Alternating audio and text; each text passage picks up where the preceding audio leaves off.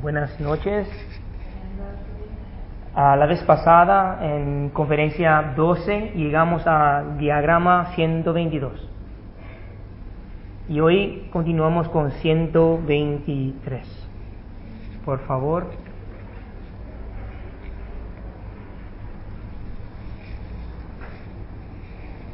Varios días después, mientras Buda descansaba bajo un árbol pípala, dos mercaderes pasaron por allí.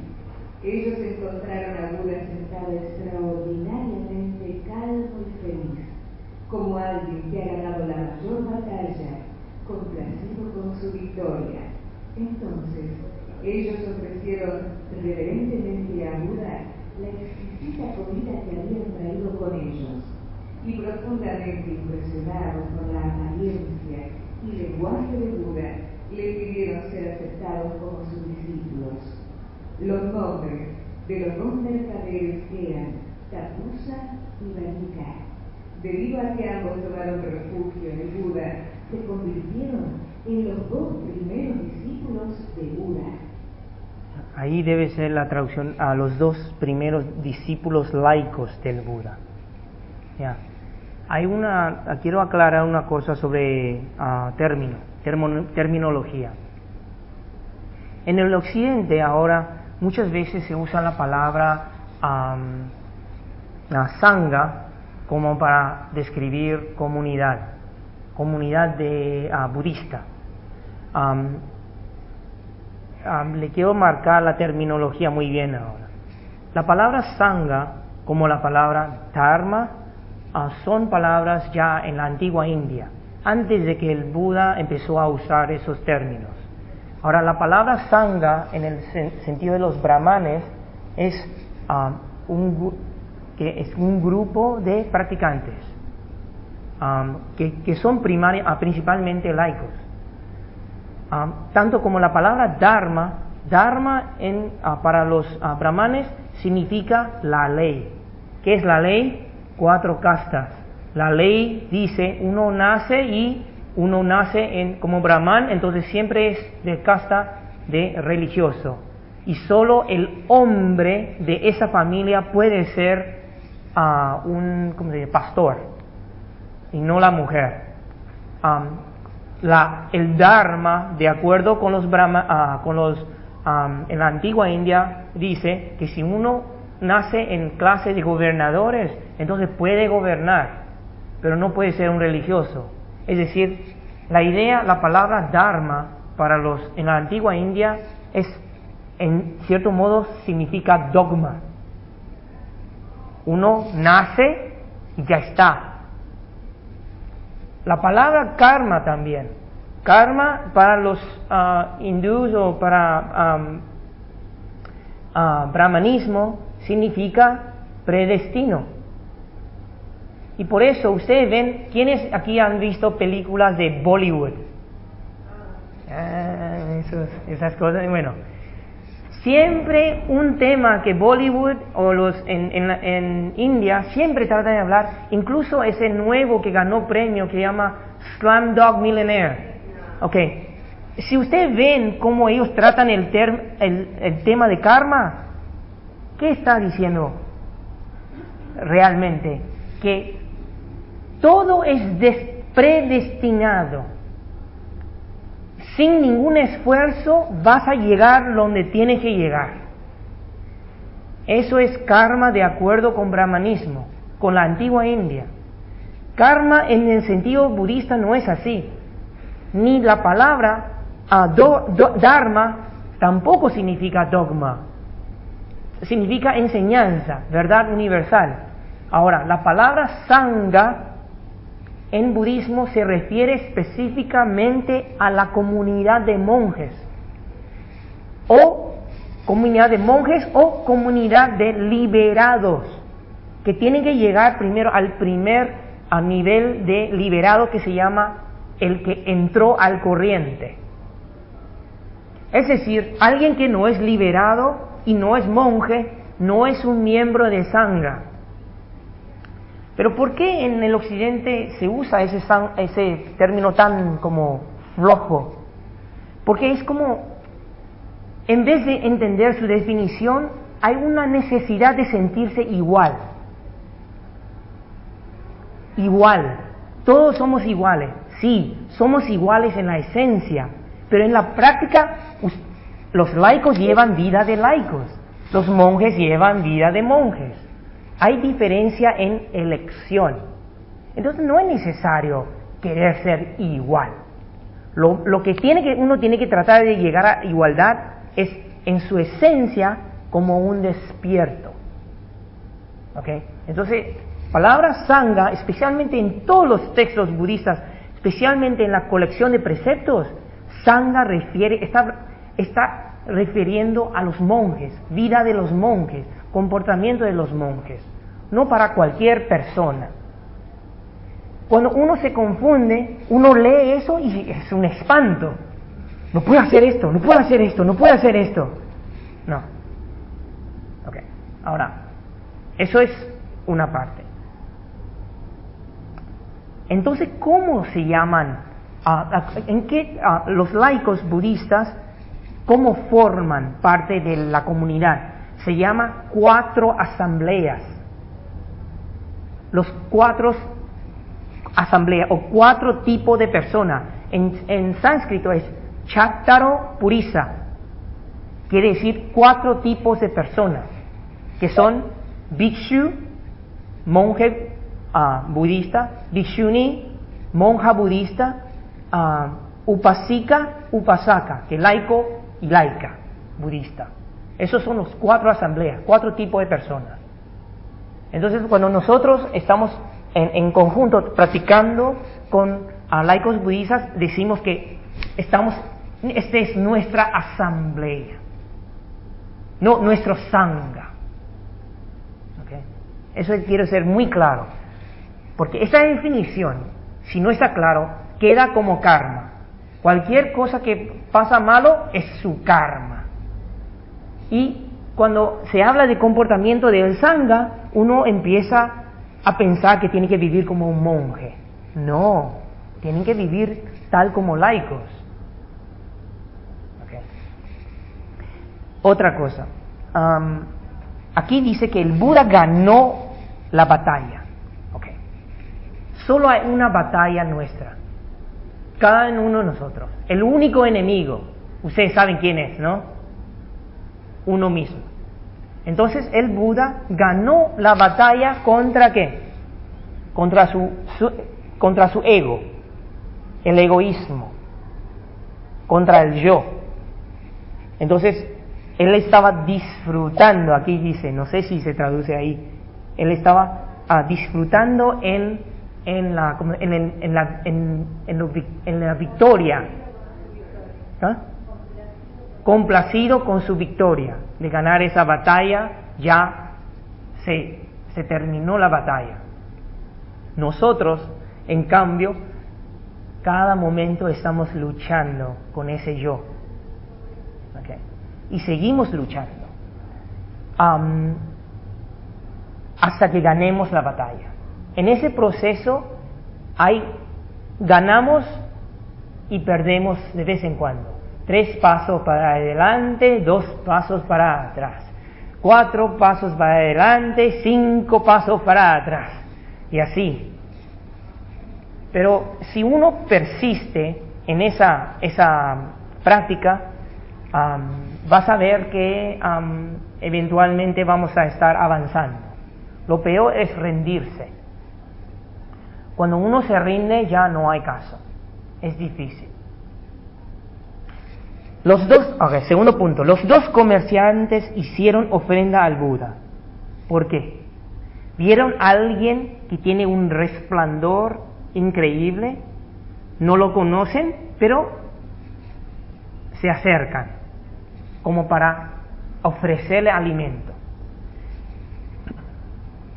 Acumular méritos apoyando a los practicantes es algo muy importante. Aún como monjes, nosotros ayudamos a otros practicantes, sea laico o monástico. ¿Por qué? Porque queremos tener mejores condiciones para nuestra práctica siempre.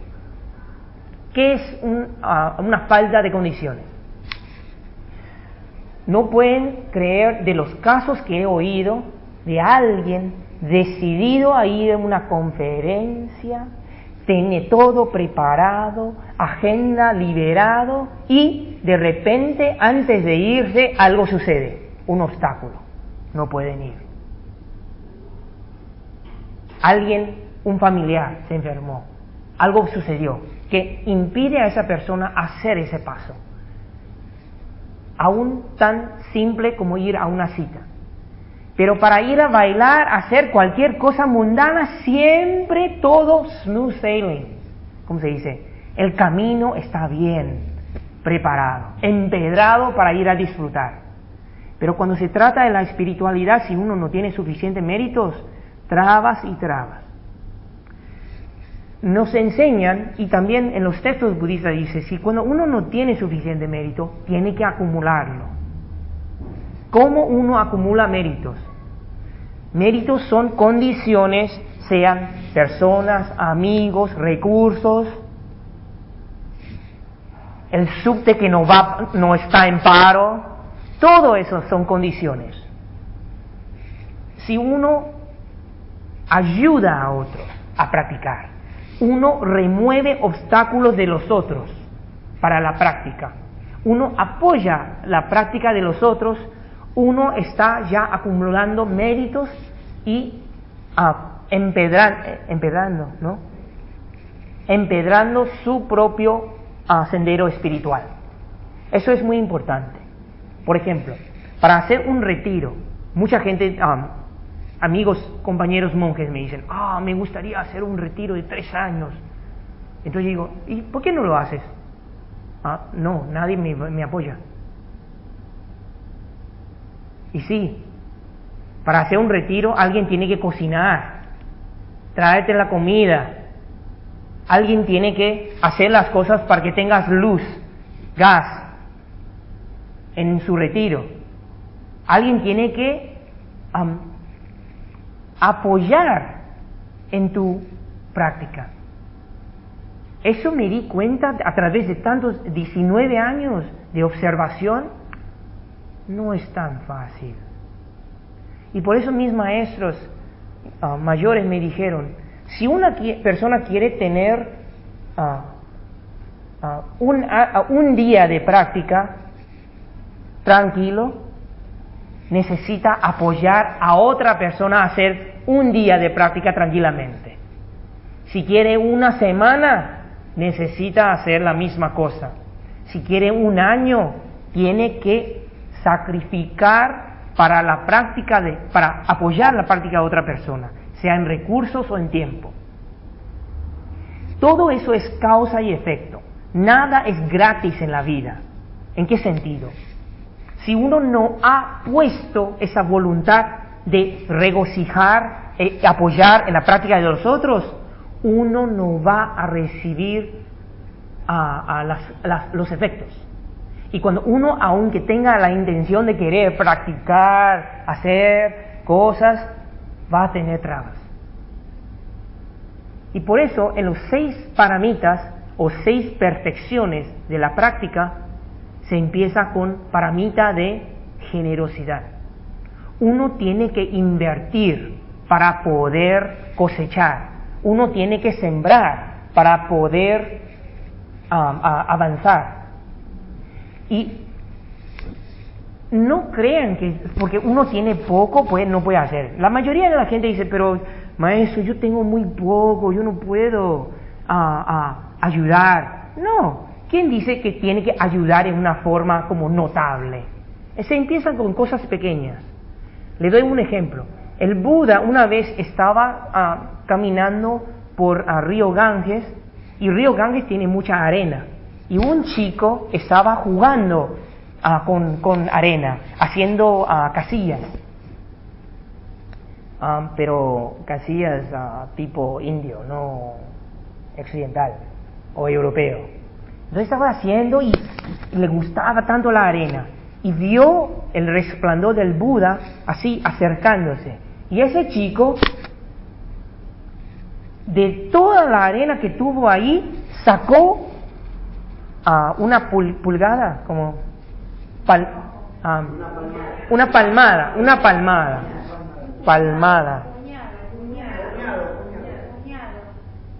Tienen que decidir cuál. Puñado. Un puñado de arena, lo más limpio posible, y le llevó y le ofreció al Buda. Buda, toma esto. Es un chico, un chiquitito. Quien, para él, valor de esa arena linda, ¿qué es? ¿Qué quiere decir? Lo valora. Y los discípulos alrededor del Buda le dicen, ¿qué va a hacer el Buda con esto? No puede comerlo. ¿Qué está haciendo? Váyate, chico. Y el Buda dijo, no. El Buda dijo, el que ofrece algo que aprecia, está acumulando méritos mayores. Aunque eso no es algo que la persona puede usar. Pero ese acto de generosidad, de querer compartir, aunque sea algo que muy trivial, también sirve. Hay un dicho también un ejemplo en sutras, en Sutra Mahayana de Avatamsaka, que aún cuando uno está en sequía y ve las hormigas muriendo de sequía, uno escupe su saliva para darle agua, ya es una ofrenda. Es decir, no hay ofrenda demasiado pequeña y tampoco hay una ofrenda demasiado grande. Todo depende de la intención de uno mismo. Okay. Ahora, el Buda mismo, como iluminado, tampoco paró de acumular méritos. Eso le quiero dar un ejemplo. Mira, ya sé, solo llegamos a diagrama 123, no vamos a terminar esta biografía. Yo ya tengo mi conferencia para el año que viene, todo previsto. Continuar la biografía del Buda y después empezar con biografía de los discípulos del Buda. Ya eso va a ser años para contar. Bueno, hay un cuento, un suceso del Buda. Un día Buda estaba caminando después de comer y vio en unas de las habitaciones que había en el monasterio, había un monje que estaba tirado en la cama y no podía mover. Pero había un olor muy desagradable saliendo. Es decir, vio algo muy extraño. Entonces entró a ver a ese enfermo monje. Y le dijo, ¿y por qué usted está aquí tirado? Y el monje le dijo, yo estoy enfermo. ¿Y por qué nadie te está cuidando? Digo, porque yo no llevo bien con nadie. Yo no convivo bien. Entonces, cuando estaba saludable, la gente no me gusta. Yo rechazo a la gente tanto como la gente me rechaza. Y llevó varios días sin bañar. Entonces el Buda fue al lado del río, mojó uno de sus mantos, volvió y empezó a limpiarle el cuerpo del monje. Y los otros monjes al pasar vieron eso y le dieron, ¿cómo se dice?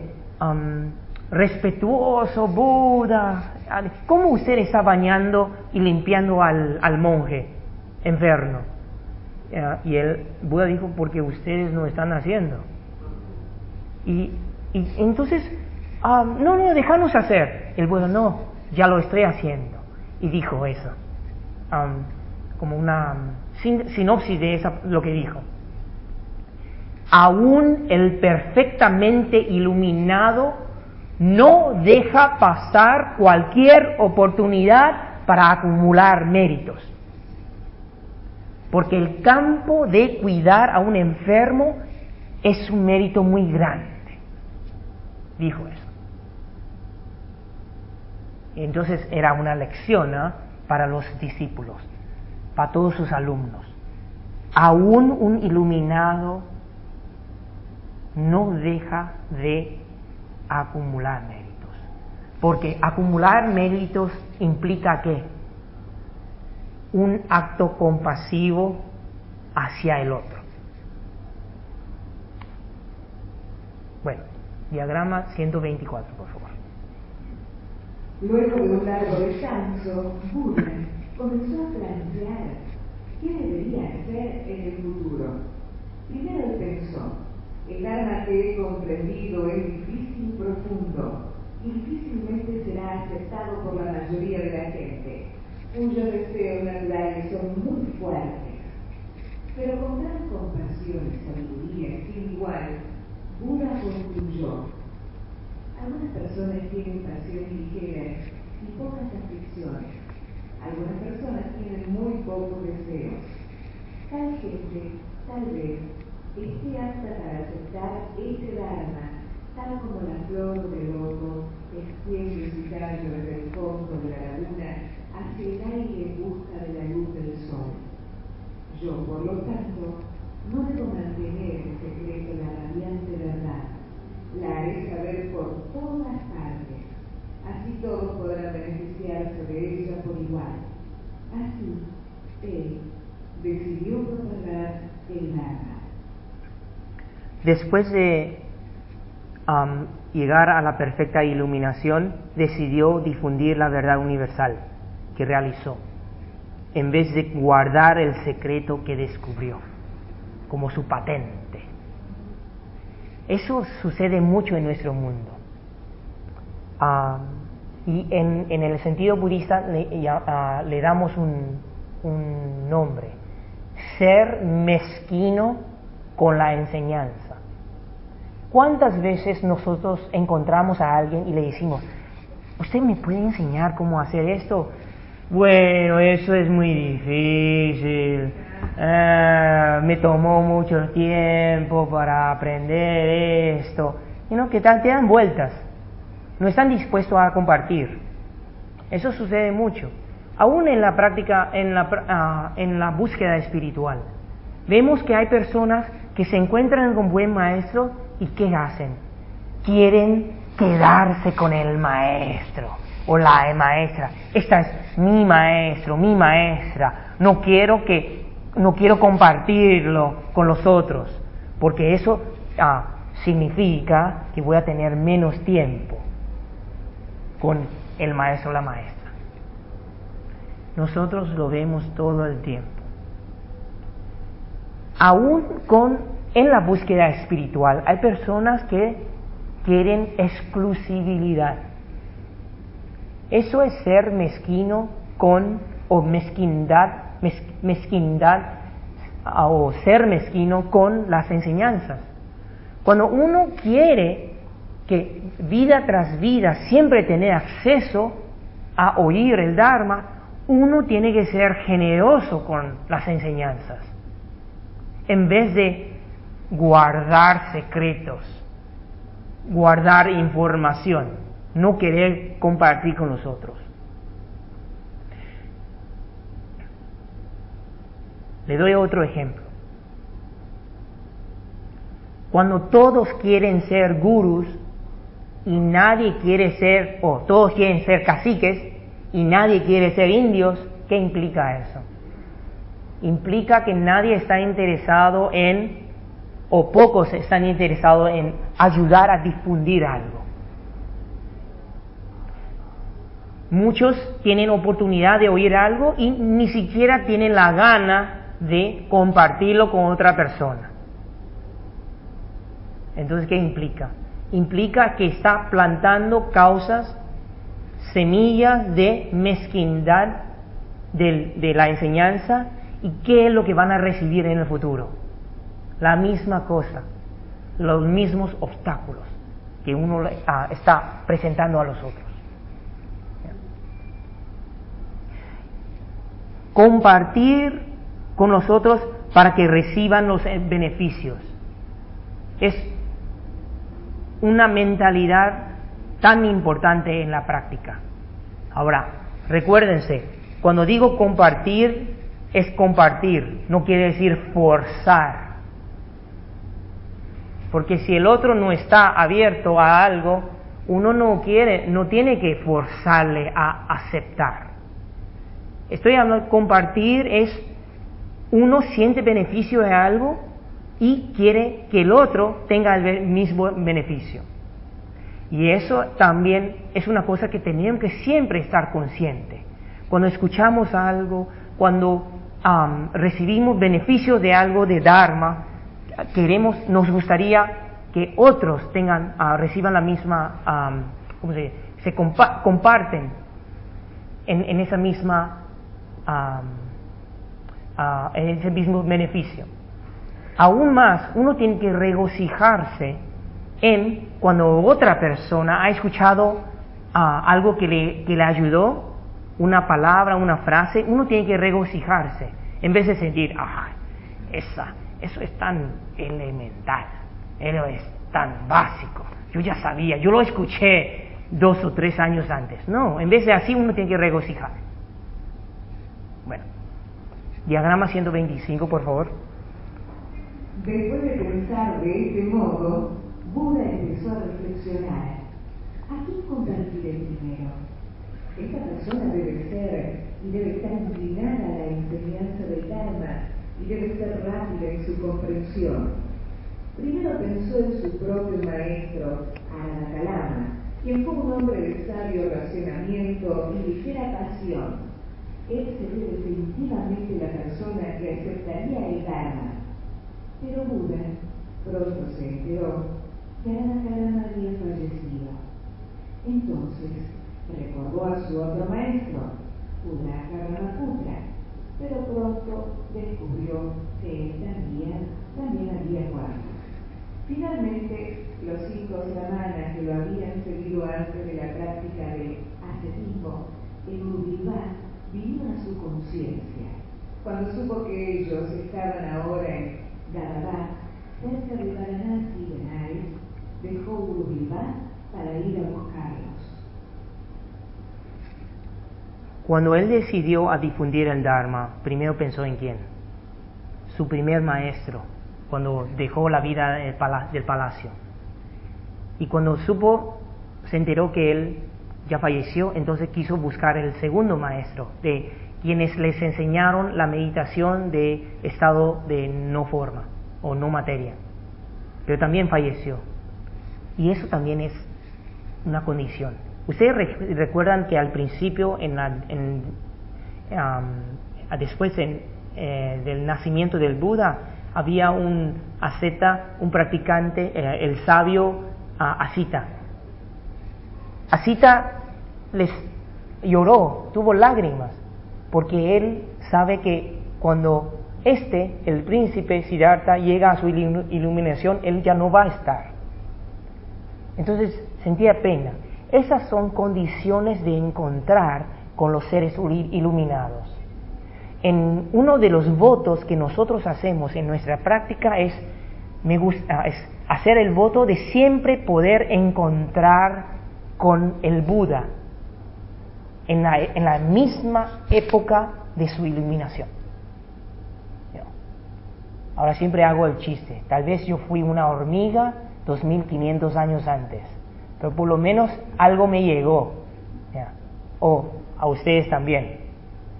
Pero digamos que las condiciones propicias para poder encontrarse con los seres o maestros buenos son muy, pero muy preciosos, valiosos, requieren muchos méritos. Él, sintiendo que gratitud, agradecimiento. Les voy a indicar una cosa. En la práctica, agradecimiento es una de las virtudes más importantes que el practicante tiene que desarrollar. La gratitud, agradecimiento, es una de las cualidades que hoy día en nuestro mundo falta mucho. La gente no aprecia las personas que le han ayudado en diferentes etapas de su práctica.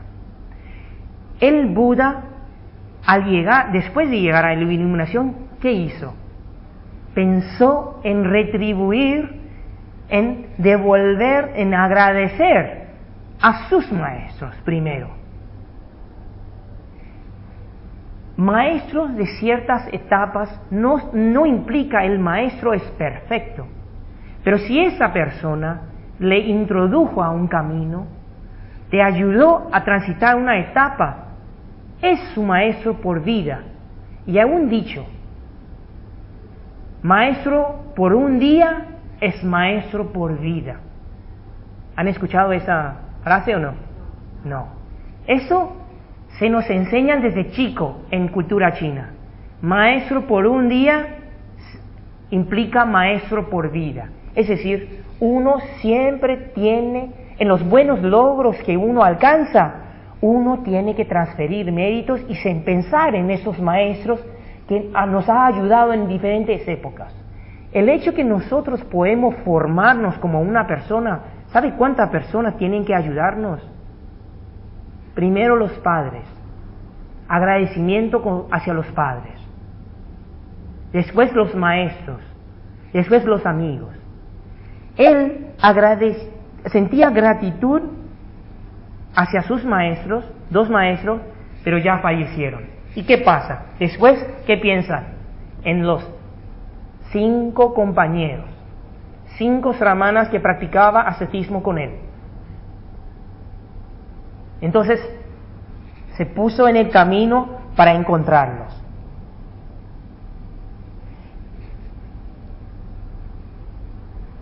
En vez de pensar, esos 5 me abandonaron, me burlaron cuando yo dejé ascetismo, no. Él quiso devolver a ellos su gratitud, demostrarles su gratitud por haber estado o haber practicado con él por 6 años en el bosque de los ascetas.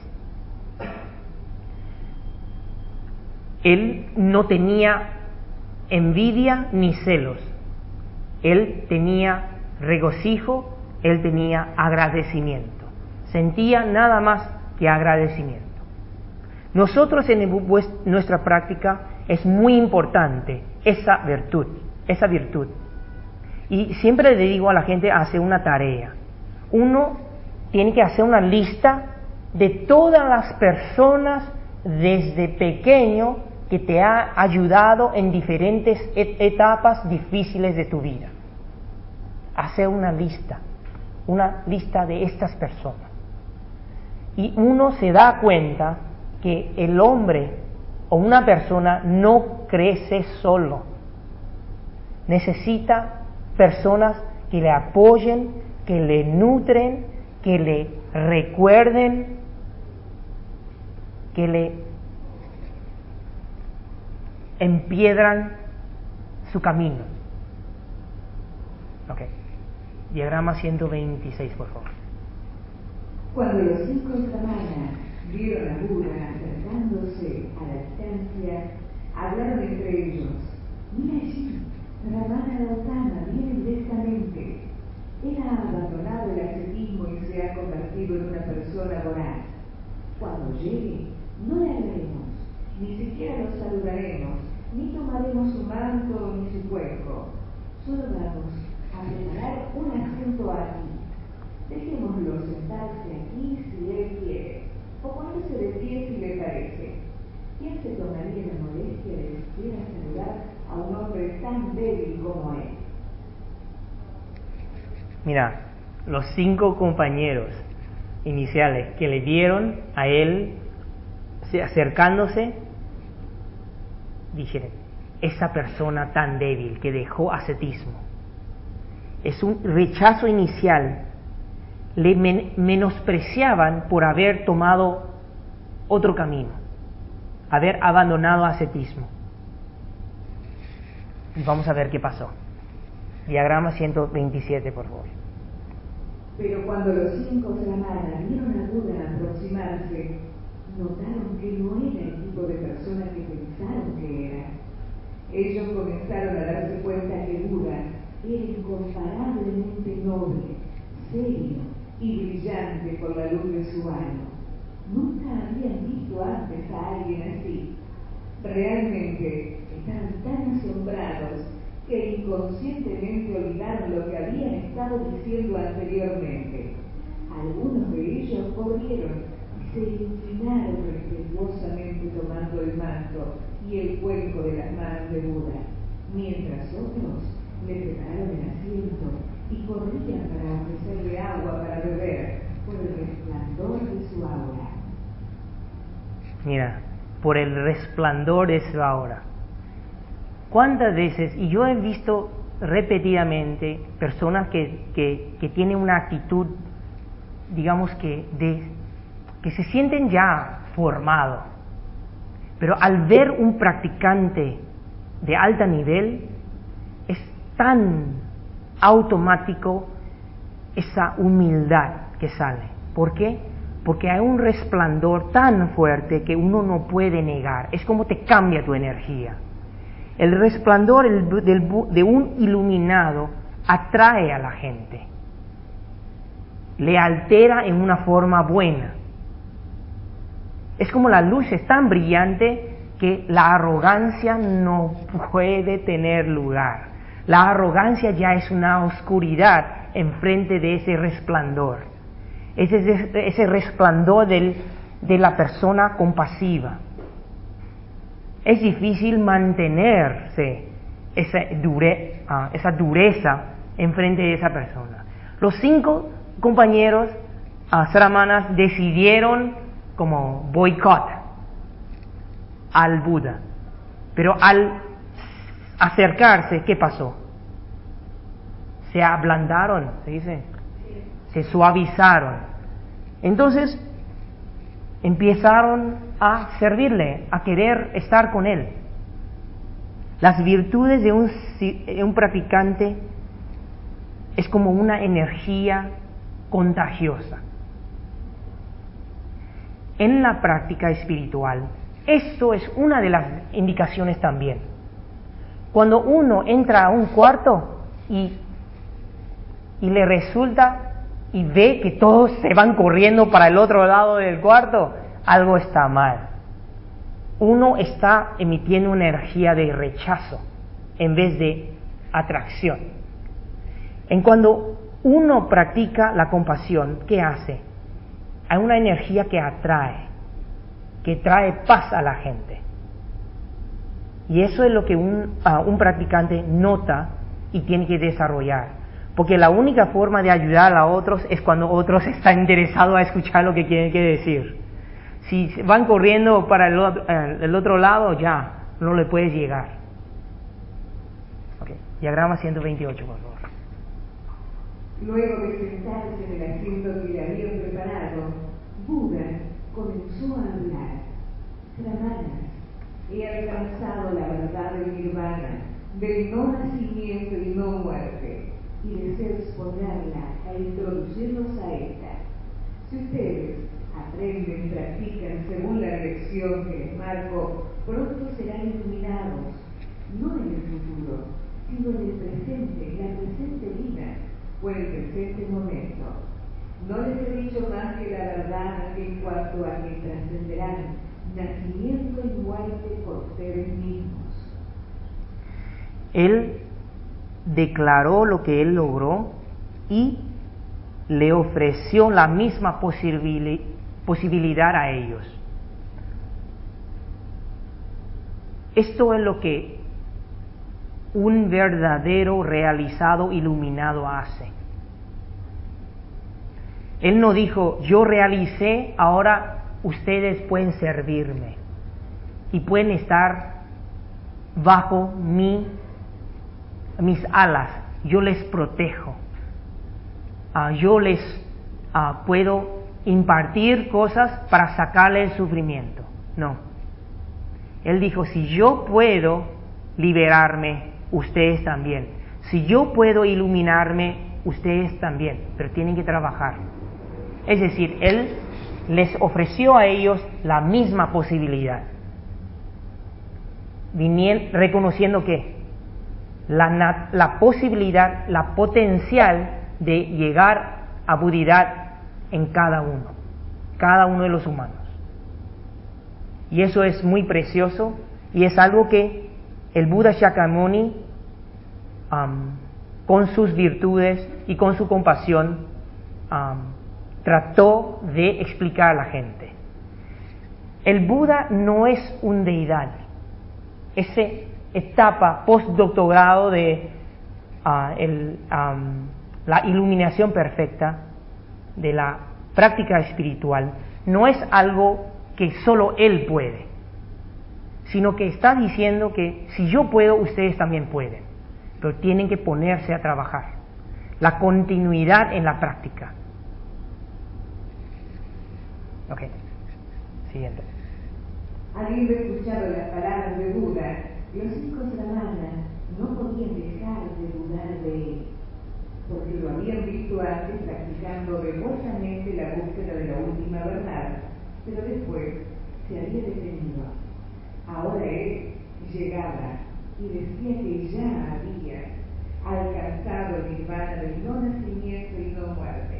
Entonces, los 5 brahmanas estaban reticentes de creer lo que Buda decía y le hicieron muchas preguntas. Al final dijo: Brahmana, por favor, piensen.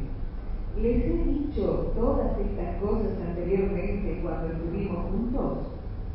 Los he tratado de convencer acerca de haber encontrado la suprema verdad.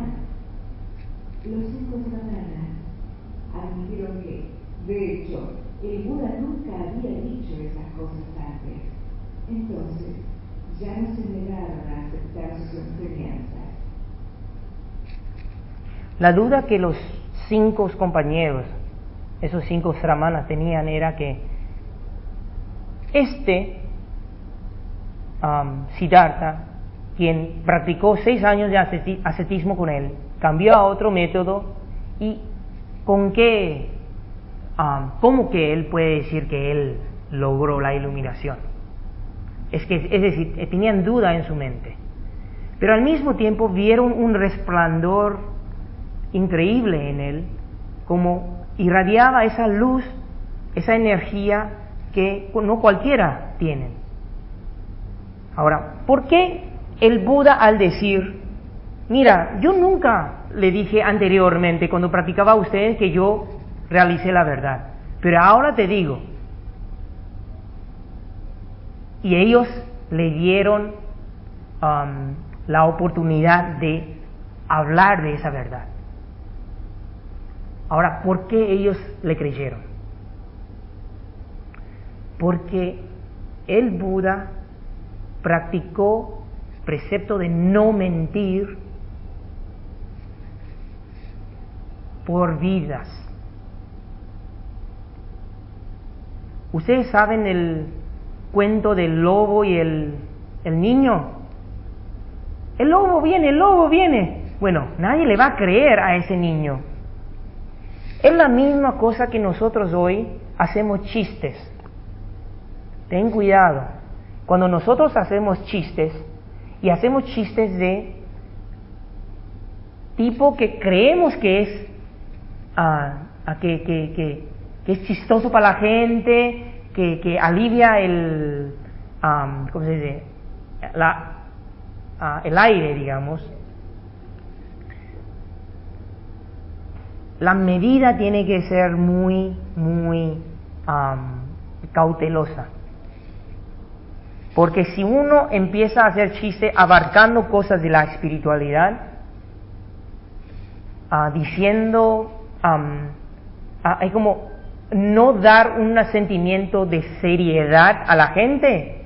Cuando uno quiere hablar de algo serio, nadie le va a escuchar y nadie le va a hacer caso.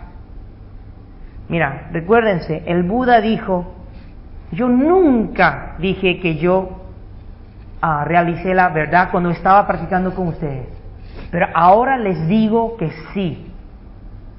Y eso, solo eso, su comportamiento, su virtud de no mentir, eso es suficiente para que ellos tomen nota. Digo,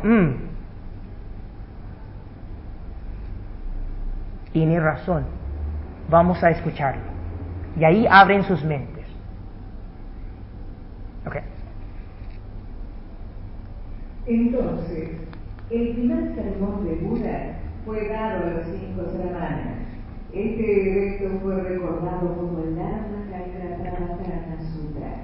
Durante el primer sermón, Kaudinya comprendió todo a fondo y todas sus dudas sobre el Dharma fueron aclaradas. Por esto, él pidió a Buda que rasurase su cabeza y así, Kaudinya se convirtió en el primer bhiksu budista.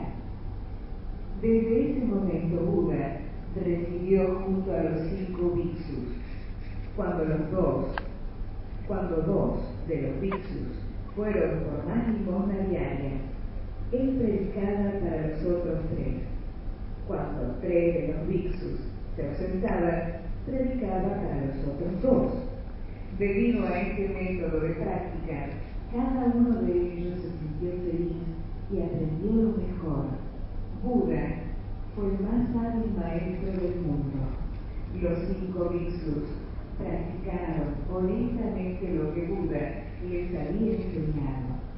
Así, todos ellos alcanzaron la iluminación y fueron el primer grupo de arahants en el mundo.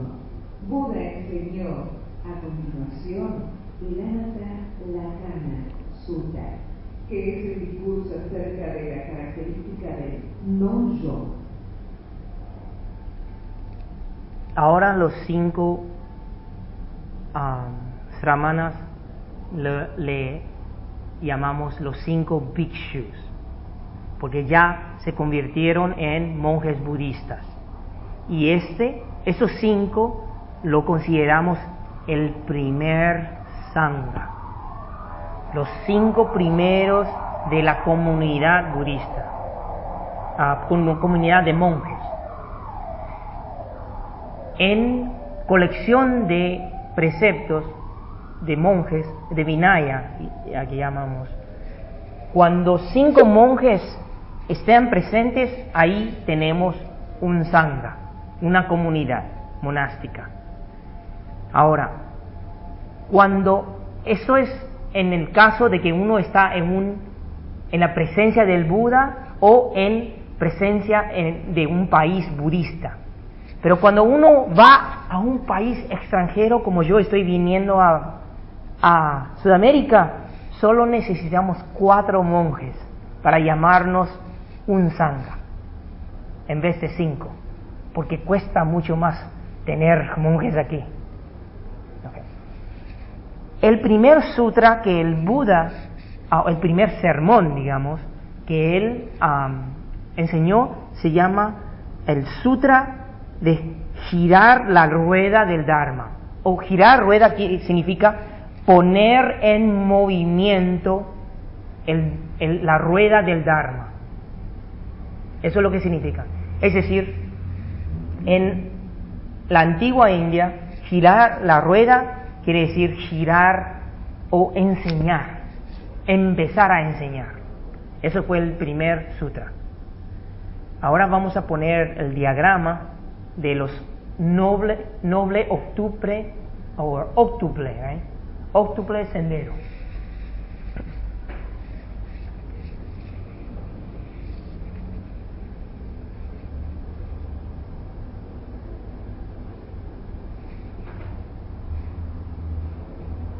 Ok, no sé si, tal vez no pueden leer, yo le voy a leer, sí. Noble octuple sendero está aquí. Hasta aquí, esto se llaman los 8 aspectos del sendero de la práctica.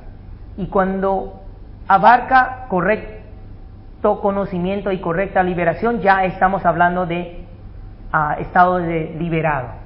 Okay, pero primero vamos a empezar así. Hay 8 factores en la práctica. Primero es la correcta visión o correcta comprensión, muchas veces ha traducido. Después, correcto pensamiento. Correcta visión es aquí. Correcto pensamiento. Correcto lenguaje. Correcta acción. correcta medio de vida, correcto esfuerzo, correcta atención y correcta concentración. Son los 8. Y por eso, ¿por qué decimos que no el noble sendero y octuple? Porque esos 8 van juntos, no separados. Octuple significa que 8 forma 1, el sendero. ¿Por qué se empieza con la correcta visión? Sin la correcta visión, uno es ciego. Uno no puede caminar a derecha. En la vida nosotros usualmente caminamos ciegos. Si no tenemos una forma, una indicación de cómo llevar nuestra vida. Tal vez cuando nosotros nacemos, nuestros padres nos enseñan, tiene que ser así, tiene que hacer así, o en la escuela, los maestros, todos te enseñan cómo llevar tu vida mejor. ¿Sí? ¿No? Y si nos enseñan bien, ¿por qué nosotros sufrimos? Porque todas las cosas que usualmente nos enseñan es nada más para sobrevivir. Nosotros nacemos como humanos. Y si nace en Argentina, tienes ciudadanía argentina. Te dan un pasaporte si lo pides. Tienes cédula. Pero nadie te da instrucciones como para ser un humano. No hay licencia o licenciatura para ser un humano. Esta es la educación de hoy. En la antigua China, una cultura de 5.000 años, sí, había una serie de, éticas, educación que te indica si lo cumples vas a ser humano, si no cumples eres salvaje. En el contexto budista, este sendero que nos indica es el sendero hacia la liberación, la emancipación. Es decir, para poder erradicar nuestra codicia, ira e ignorancia a través de estos 8 factores que practicamos. Pero siempre empieza con la correcta visión. Uno tiene que saber, uno tiene que poder ver con cierta claridad o entender qué es correcto o incorrecto para encaminar. O si no, uno va a estar cayendo, haciendo algo que no da resultado. Ahora, cuando yo aprendí noble octuple sendero por primeros años, nos listan los 8 como así en un grupo. Pero después, cuando yo leí el sutra directamente, me di cuenta de algo muy interesante. Que primero, la correcta visión es lo que guía. Y a su nivel más profundo es correcto pensamiento. Ver, pensar, pero cada uno está relacionado con ¿qué? Según el sutra. Está relacionado con correcta atención y correcto esfuerzo. Okay. Y le explico eso. Cuando el sutra habla de los noble octuple sendero, dice, cuando uno practica la correcta visión, tiene que tener correcta atención y correcto esfuerzo. Cuando uno practica correcto pensamiento, uno tiene que aplicar correcta atención, correcto esfuerzo.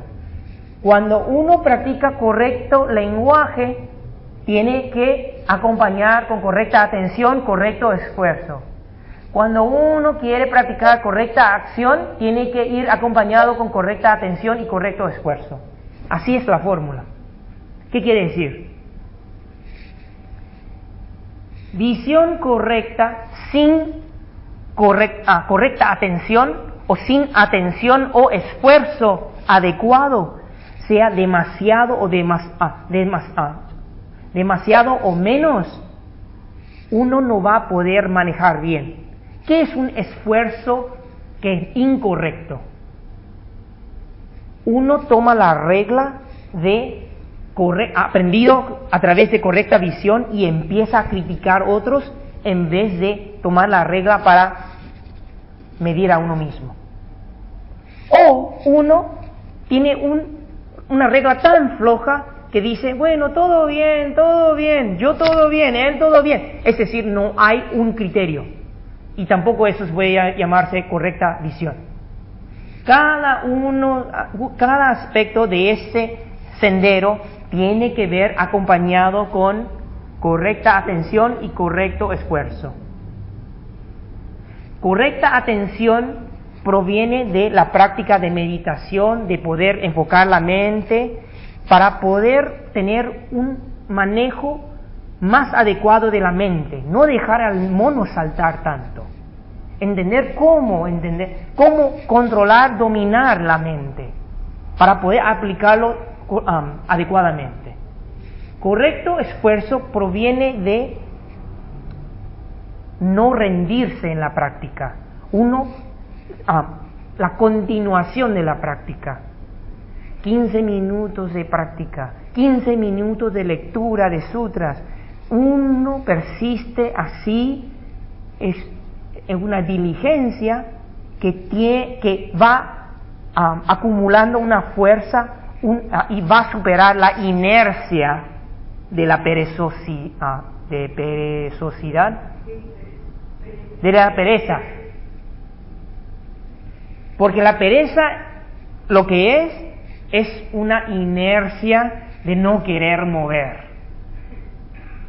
Ahora, cuando uno lo empuja de poco a poco y llega a una aceleración adecuada, entonces empieza a ser como bola de nieve. Okay. Eso solo le quiero dar una idea, porque en cuanto al noble octuple sendero, estoy seguro que en el futuro tengo que darle a conferencias específicamente a hablar sobre ese tema y cómo aplicarlo diariamente. Pero por lo menos, cuando están aquí escuchando conferencias, ¿qué están tratando de desarrollar? Correcta visión, correcta comprensión. Entender cuál es la actitud correcta de la práctica, cuáles son las condiciones que uno tiene que acumular para la práctica, para que la práctica tenga menos obstáculos, y uno tiene que entender qué es lo que la práctica depende, las condiciones necesarias, entenderlo así. Bueno, ya pasé un poquito de tiempo.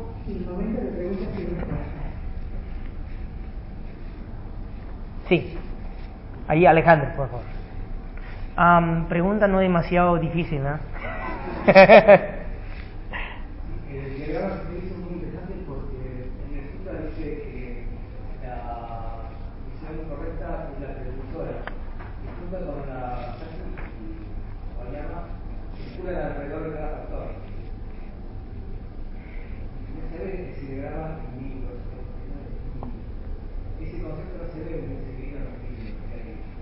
Yo le voy a decir una cosa. Me di cuenta que cuando nosotros escuchamos a los maestros sin investigarlo nosotros mismos, siempre estamos en la misma cosa. Somos nada más que loros. El maestro dice, el alumno dice, el maestro dice, el alumno dice. Me di cuenta cuando uno va y lee directamente y empieza a investigar, descubre cosas. Y eso es una cosa que me fascinó, porque recuérdase, noble octuple sendero es tan básico en enseñanza budista, pero no podía creer que había algo nuevo para descubrir. Pero cuando leí que cada aspecto tiene que ir acompañado por correcta atención y esfuerzo, tiene todo el sentido, porque es la única forma que uno puede manejar el balance, el equilibrio. ¿Cuántas veces nosotros tratamos de practicar algo y encontramos trabas? Porque no sabemos cómo manejar entre los extremos de la práctica.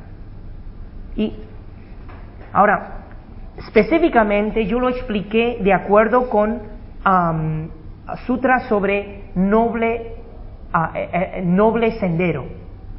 No estoy citando no desde sutra de poner en movimiento la rueda del Dharma, porque ese sutra tiene 20 hay 20 diferentes traducciones, versiones en Tripitaka chino, y hay uno en una versión de Pali, y también hay otra versión en canon tibetano. Pero lo que tienen en común es hablan de sea 4 nobles verdades, o hay ciertas versiones que citan también noble octuple sendero, y hay unos que citan ambos. Pero quería introducirle a esa idea de que con la práctica uno tiene que mantener y manejarse en el sendero medio. En esencia, la práctica budista al fin es encontrar la actitud justita, la acción justita, la habla justita de manejar. Ese sendero medio es el sendero de sabiduría, cuando uno puede encontrar qué a decir, qué a hacer, cómo ayudar, todo no demasiado o menos de lo que es el sendero medio. Y por eso quiero patentar la palabra el arte del sendero medio. Ok, bueno, ¿otra pregunta?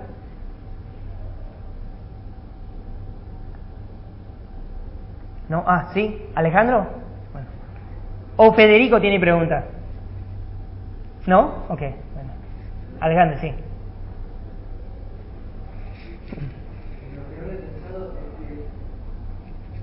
En lo que había pensado es el hecho de que el Buda, una vez iluminado en su actividad, también podía acumular mérito.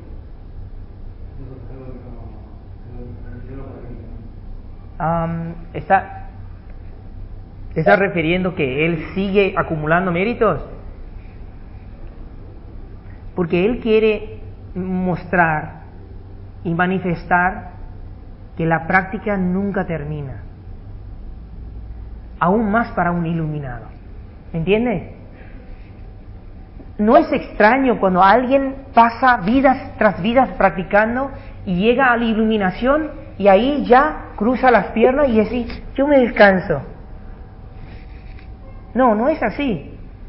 La correcta manifestación, y vamos a hablar, hablando del Buda, ya es un nivel como último, que aún él tiene que acumular y sigue acumulando méritos sin dejar, y él usó la palabra, yo nunca dejo escapar cualquier oportunidad de acumular méritos. Yo voy a usar otro ejemplo de estudio. En mi vida como monje, yo he visto monjes que tienen bastante confianza en la práctica, entonces con 3 años de estudio ya estudié demasiado, entonces se ponen a practicar. Pero desde mi observación, un practicante que no sigue aprendiendo, investigando, siempre van a llegar a paredes, obstáculos que no tienen respuestas. En ese sentido, yo tengo mucho respeto por los meditadores de la selva de Birmania. Esta vez en Estados Unidos, cuando participé en un retiro de meditación, el maestro Kai-In y maestro Kai Zhao me dijeron que la mayor diferencia entre meditadores de Tailandia y meditadores de Birmania es la exigencia en el estudio en Birmania. Es decir, uno no puede solo meditar, sino que le exigen a memorizar y estudiar los textos y comentarios para que tengan acceso a esos conocimientos pasados de los sabios anteriores, para que tengan estos datos, para ir comprobando en su práctica. En cambio, los meditadores tailandeses quieren encontrar la práctica o realizar por sí mismo. Entonces ponen menos, no es que no ponen ningún énfasis, pero ponen menos énfasis en el estudio de textos. Ahora, según lo que ellos me dijeron, hay una diferencia muy grande. Los que tienen base en lo textual tienen facilidad de comunicar su experiencia. Los que no tienen o no han desarrollado esa parte de conocimiento textual, te hablan en códigos, aunque son realizados. Sí, y te dan el silencio, tratamiento, o te dicen algo, pero en una forma más simple. Pero no hay mucho como ejemplos textuales para apoyar esa experiencia. Y a mí me resulta muy fascinante eso. Mi maestro Denjun, hasta 90, falleció a los 90 y algo, 90 años de edad, él nunca paró de leer, de estudiar. Siempre tiene un texto budista que él está leyendo. Y tanta gente le preguntaron, ¿pero que usted ya leyó esto? Sí, pero eso fue 3 años antes. Y cada vez que nosotros vamos a un monasterio, primera cosa pregunta, ¿aquí hay Tripitaka? ¿Aquí hay textos? Tráigame volumen 26, tráigame volumen 15. Es como él sigue. Las mismas cosas que ha leído 10 años antes, él lo va a releer porque él me dijo, siempre encuentro algo nuevo en la lectura. Es decir, la comprensión, la búsqueda en el conocimiento para ayudar a nuestra práctica nunca para. Sí, hay pregunta aquí. Sí. Lo que usted acaba de decir, maestro, siempre encuentra algo nuevo cuando vuelve y pide lo mismo que había leído. Sí. ¿Será eso o será que lo interpreta de otra manera por el conocimiento y por los estudios que fue logrando a través del tiempo?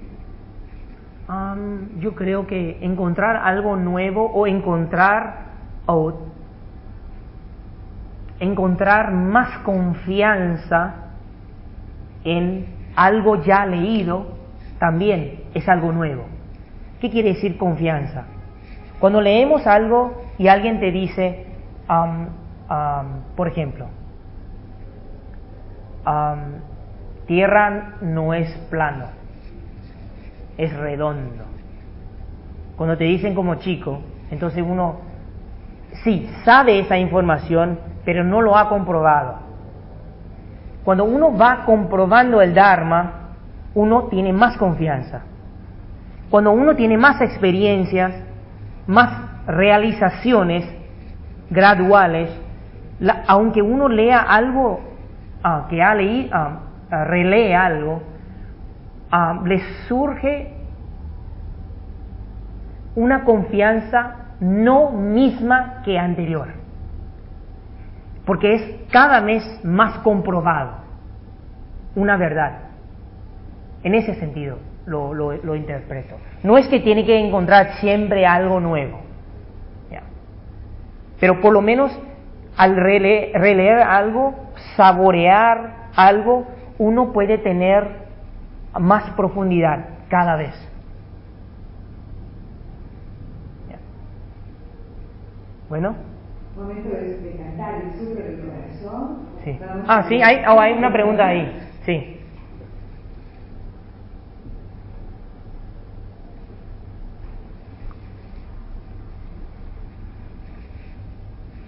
maestro, por favor, una explicación o una reflexión en lo que dice que en la esencia todos somos iguales, pero en la práctica hay diferencias. Y también un poquito de profundización en lo que manifestó de que nuestro peor enemigo es uno mismo. Cuando hablamos de igualdad budista, estamos hablando de la potencial que cada uno tenemos. Budismo como un pensamiento, una filosofía, propone una igualdad absoluta en la esencia. ¿Qué esencia? Esencia de poder llegar a la iluminación. Es lo que el fundador, él ofrece a los demás. En otras religiones, otros pensamientos no es la misma cosa. Es un otro escalón. Siempre es superior e inferior. Pero en ese sentido, budismo no. Promueve la igualdad de esa posibilidad de iluminación. Es decir, la iluminación perfecta del Buda es la misma cosa, va a ser el mismo estado que nosotros podemos lograr. Ahora, esa igualdad, ¿por qué es diferente en la práctica? Bueno, es obvio, ¿no? Si yo le digo, bueno, solo tienes que practicar noble octubre sendero hoy a la noche y ya mañana te vas a iluminar. Puedes sentar bajo el árbol de cualquiera, tal vez del apacho o algo, entonces en 7 días, pero no es así, porque cada uno de nosotros estamos en diferentes niveles de impureza de la manifestación del ego. Entonces cada uno tiene que hacer el trabajo correspondiente para llegar a la pureza. En ese sentido es desigual. Es desigual en causa y efecto. ¿Entienden? La ley de causa y efecto es igual para todos. Pero en cuanto a cada uno, va a manifestar eso diferente, de acuerdo con las acciones buenas o malas que uno ha hecho en el pasado. Entonces, estamos en diferentes niveles o somos de diferentes disposiciones. Pero nuestra esencia es la misma. Es la misma esencia de la posibilidad o la potencialidad de llegar a la iluminación. Eso no es desigual. Eso puede ser. Ok, entonces la segunda pregunta.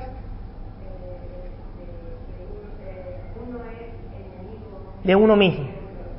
Ok, le doy un ejemplo. Vamos a usar enojo como un ejemplo. Teóricamente, o digamos, usualmente decimos, él me hizo enojar.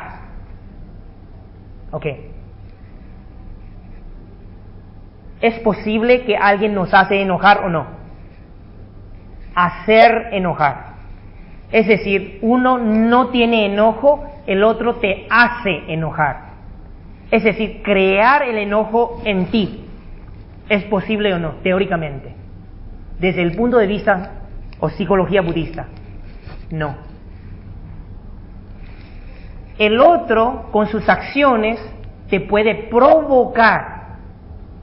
Pero el enojo, la ira, es interna. Sin ira interna no se puede provocar el enojo. Le doy un ejemplo. Alguien te insulta. Alguien que no conoces, o conoces un compañero de trabajo, te grita, te algo, te enojas enseguida.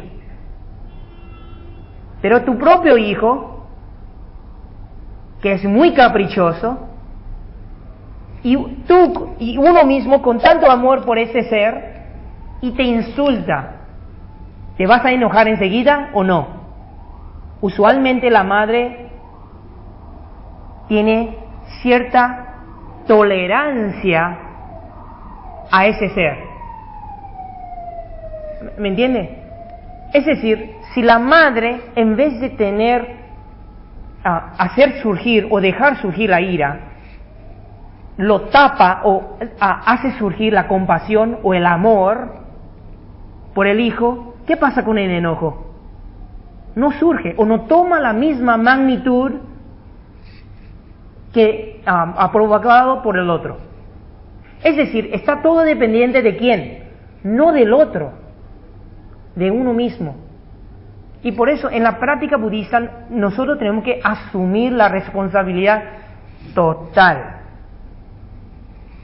No está bien decir, mira, yo soy una persona pacífica, compasiva y con mucha calma, pero toda la gente que me rodean son caóticos, son personas agresivas que quieren sacar la calma, tranquilidad y compasión en mí.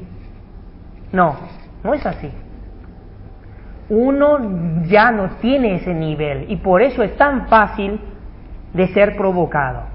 Segundo, uno proyecta su mundo interno en el mundo alrededor.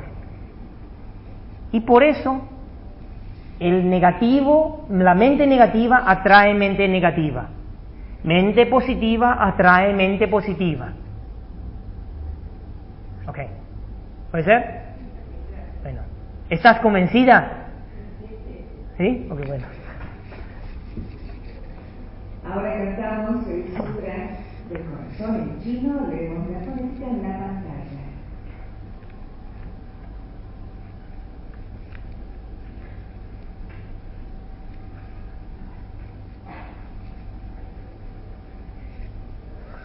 También vamos a cantar el Sutra del Corazón.